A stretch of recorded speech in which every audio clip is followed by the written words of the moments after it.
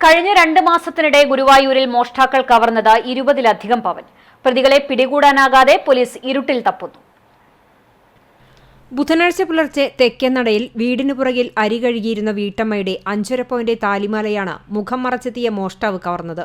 അടുത്ത 2 വീടുകളിൽ മോഷണശ്രമവും നടന്നിരുന്നു. മോഷ്ടാവിന്റെ CCTV ദൃശ്യങ്ങൾ പോലീസിന് ലഭിച്ചിട്ടുണ്ട്. കഴിഞ്ഞ സെപ്റ്റംബർ 13-ന് തിരുവേങ്കിടം ഫ്രണ്ട്സ് റോഡിൽ കൈപ്പട ഉഷയുടെ 2 പവന്റെ മാല കവർന്നിരുന്നു. അടുക്കളയിൽ ജോലി ചെയ്യുന്നതിനിടെയാണ് മോഷ്ടാവ് പുറകിലൂടെ എത്തി മാല കവർന്നത്. ഇതേ മോഷ്ടാവ് തന്നെയാണ് സിധുവിന്റെ മാലയും കവർന്നത് എന്നാണ് പോലീസ് പറയുന്നത്. 13-ന് ഗുരുവായൂർ ക്ഷേത്ര ദർശനത്തിനെത്തിയ കൊല്ലം ഓച്ചിറ ചൈതന്യ വീട്ടിൽ രത്നമ്മയുടെ 3.5 പവന്റെ മാലയും കവർന്നിരുന്നു.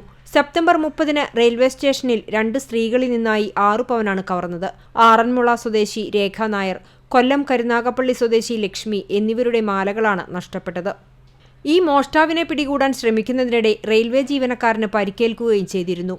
അന്ന് തന്നെ തൊട്ടടുത്ത് താമസിക്കുന്ന ഗുരുവായൂർ ദേവസ്വം റിട്ടയർഡ് ജീവനക്കാരൻ പുത്തൻ വീട്ടിൽ സച്ചിദാനന്ദന്റെ വീട്ടിൽ മോഷണശ്രമവും നടന്നിരുന്നു.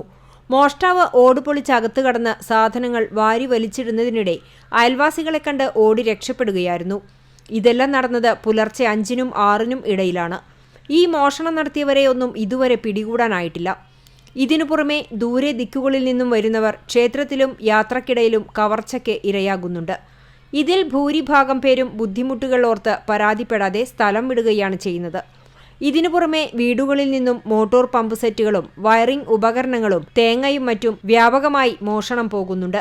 CCTV ദൃശ്യം സഹിതം പോലീസിൽ പരാതി നൽകിയിട്ടും ഫലമില്ലാത്ത അവസ്ഥയാണ്. CCTV news, Guruvayur.